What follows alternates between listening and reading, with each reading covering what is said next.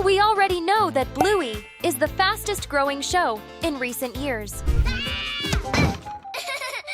But did you know there are tons of hidden secrets linking one episode to another that are only now being discovered? Take the Onesies episode, for example. Everyone remembers this episode for two main reasons. It's the touching, extremely subtle, and emotional story about Auntie Brandy's struggle with wanting to have kids and not being able to, and the main plot, where the girls get a zebra costume and a cheetah costume. Bingo, as usual, gets lost the character whenever she wears a costume, and this time, she starts hunting everyone. It's so funny that the episode feels like a lighthearted version of a slasher horror movie, with Bingo chasing everyone and sending them game over in their pretend play. But after all this playful carnage and Auntie Brandy's heartfelt moment, as she lies on the grass chatting with Chili, Bingo decides to up the ante and grabs a bike to hunt Bluey. It's hilarious because Bluey keeps yelling, "Cheetahs don't ride bikes!" But it doesn't matter. Bingo is fully immersed in her role. And then, during this last chase, there's a detail that sets up the next episode. Bingo accidentally crashes into the mailbox with her bike, leaving it knocked over and stuck crooked in the ground.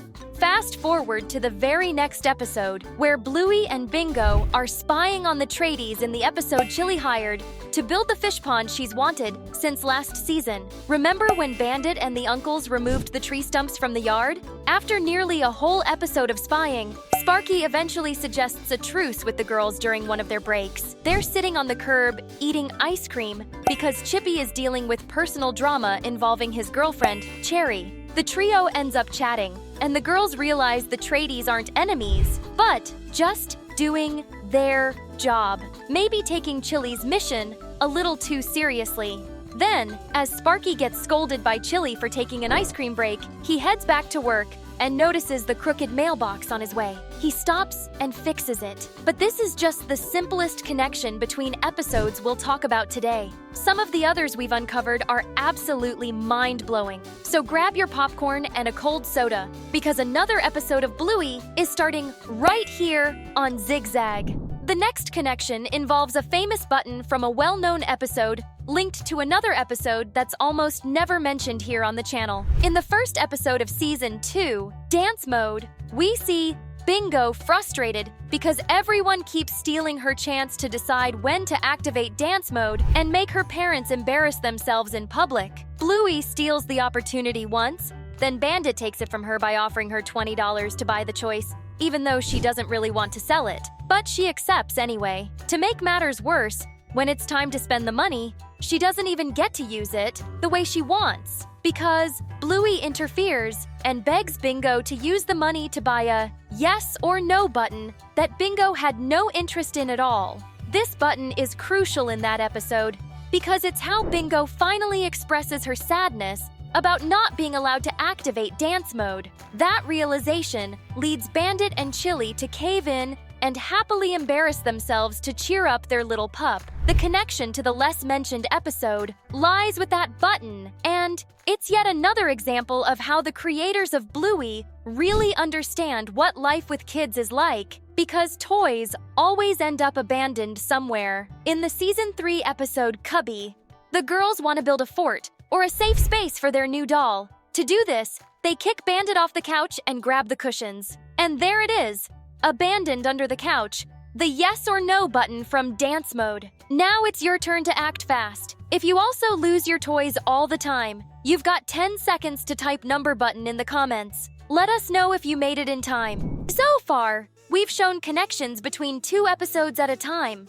but the next one spans 3 episodes across 2 different seasons, and it all revolves around a simple $5 bill. A little $5 that desperately wants to become the star of the show, given how hard it works to make appearances.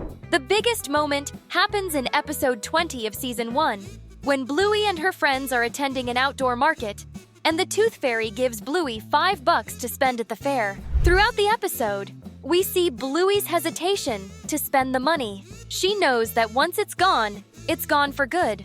So she wants to choose wisely.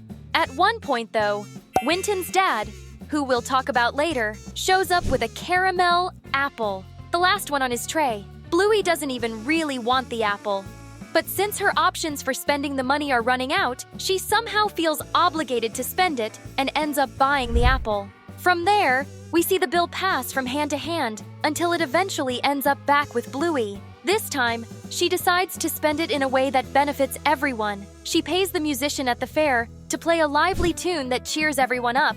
Well, this musician and that bill make 2 more appearances. The first is in dance mode. After Bandit and Chili give in and decide to embarrass themselves to make Bingo happy, they head to the center of a public space where the same musician from the market is now playing percussion on PVC pipes. And there it is, the $5 bill in his hat. The final appearance of these 2 characters together is a blink and you'll miss it moment in Quiet Game. When Bandit walks past the ice cream cart, we see the musician approaching from the opposite direction, buying an ice cream with that very same bill. That little bill has been through a lot, hasn't it? Now I have a challenge for you. I doubt you'll be able to like and subscribe to the channel in 3 seconds. Anyone who manages to do this and comments "I did it" will get a shout out and a heart in their comment. Winton's dad, Cornelius, is an English bulldog who loves fanny packs, sells caramel apples,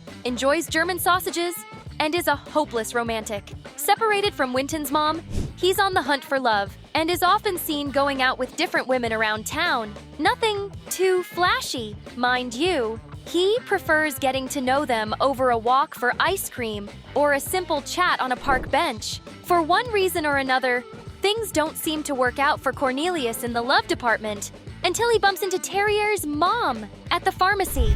Armed with some body spray and a spritz of breath freshener, the 2 hit it off. And this story unfolds subtly in the background across several episodes. The first glimpse happens in the most popular episode from this video, Dance Mode, near the beginning.